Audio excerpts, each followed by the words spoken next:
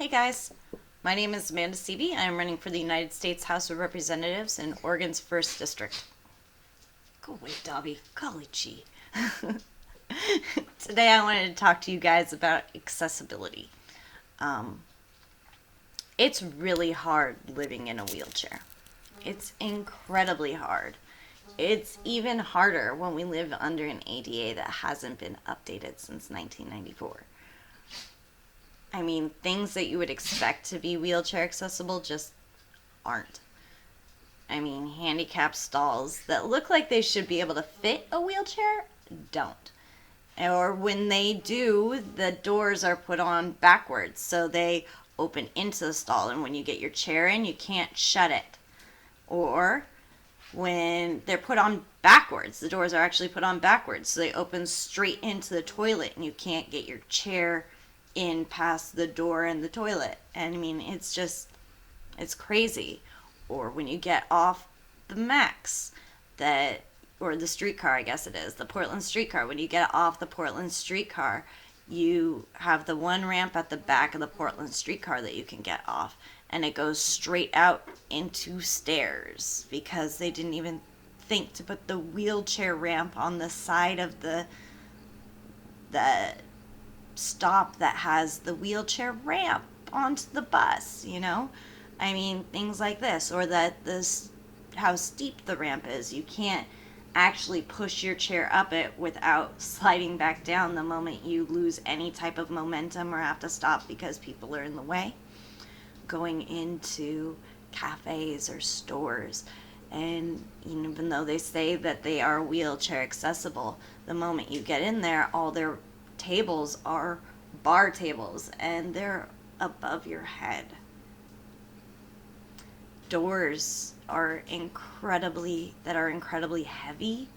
It's really hard to get those in a wheelchair. When you guys struggle opening a door as an able-bodied person, imagine how hard it is in a wheelchair. Now imagine how hard it is in a wheelchair sliding backwards down a ramp. I mean, things that should be easy, just going over to a friend's house to have a chat or hang out and have a coffee, are incredibly hard. I mean, almost every house has at least one step going up into the doorway. I mean, it's just how it is, and we can't get inside. I mean, a majority of my friends' homes I can't go to because they're on the second floor of our apartment complex and there's no elevator. We're just stuck. I mean, it's hard. It's really, really hard.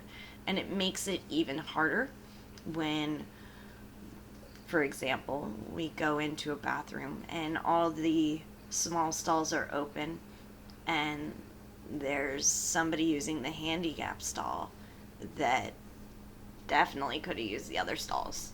And then we have to sit there and wait. And a lot of us who are in wheelchairs have problems with the lower half of our body, either with nerve damage or anything, and that makes holding our bladder and such not the easiest thing. So when you have to wait there for a long time for that one stall that you can get into, it's hard. Or when there's a long line of people waiting to get in, and you have to wait for everybody to go through, and then you have to wait again once you get in there for that one stall to come open. It's hard. I don't understand why we aren't just making everything wheelchair accessible in this country. We know that 20 to 25% of our country live with disability, some form of disability. And the fact that we aren't making everything accessible is crazy.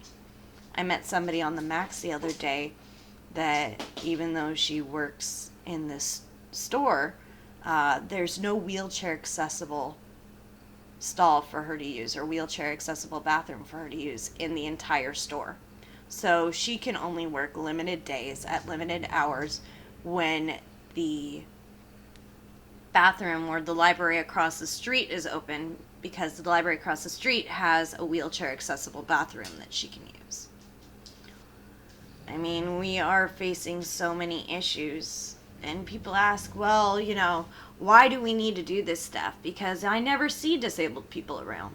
Well, the reason you don't see disabled people around is because we can't get around. We have no ability to get around.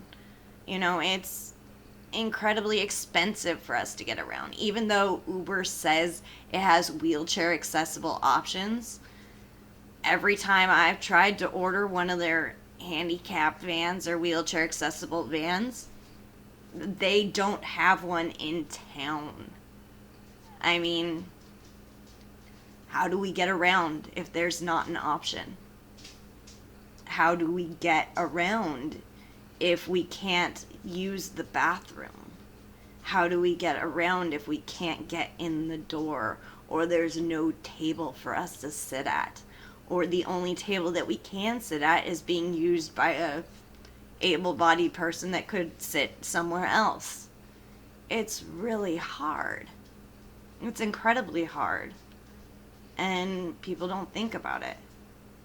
I was so proud that everybody was able to participate in Roll for Our Rights, that we had so many participants. We had Albert Lee, Jason Call, Michael Burlinson, Robin Castro, and Candace Avalos. They all came and they took several hours out of their day and they experienced the difficulties that we had. And if you guys haven't seen it, I really recommend that you go through and watch Albert and Jason's videos from December 7th on Roll for Our Rights, because the difficulties we have, I mean, can you imagine pushing a stroller in a wheelchair? Or shopping. I mean, if there's none of those motorized carts available, then we're stuck. Or if our motorized cart runs out of battery while we're in the store, we're stuck. And it's humiliating. It's happened to me a lot. Very embarrassing. I mean, you wouldn't believe how much, like, having to ask for help for every little thing that you have to do, it just kind of chips away little pieces of your soul. It's really hard. I was a very, very independent person before I became disabled. I was working on being an EMT, and I was an EMT. I was working on becoming a paramedic and a firefighter, and I was pretty physically fit. I really liked mountain climbing and backpacking and hiking and camping and all that, and I was in pretty good shape. And then a sprained ankle took me down to this because my worker or my employer wouldn't give me the time off that I needed to heal. I mean, it can happen that quick. And it happens to everybody. And the fact that we don't make homes wheelchair accessible, the fact that we don't make stores wheelchair accessible, that things are so high up that we can't get them without asking for help, if there's help around. I mean, it chips away pieces of your soul. And everybody becomes disabled. It affects every community, every class, every socioeconomic bracket. It affects every race, every religion, every age. It doesn't discriminate. And the fact that we have kids that can't get around, that we have entire portions of our country, of our cities, of our state that aren't wheelchair accessible. It's just, we should do so much better. I mean, we have a right to do so much better for our disabled people. I mean, they have a right to be able to function in our community and part of our society. They are part of our country, and they are an integral part of our country. Like I said, I mean, we all had a life before disability. We all have a life during disability. And we want to be part of society. And making things accessible so that we can get out and about, that's how we start. That's how we make change. That's how we start to change minds and hearts, is by letting the disabled community who have been kept in their homes to enter society, so that we can start to show people that we are here, that we are part of this country, that we have a place, that we deserve a voice. So, I hope you learned a little bit something today. I don't know. Let me know.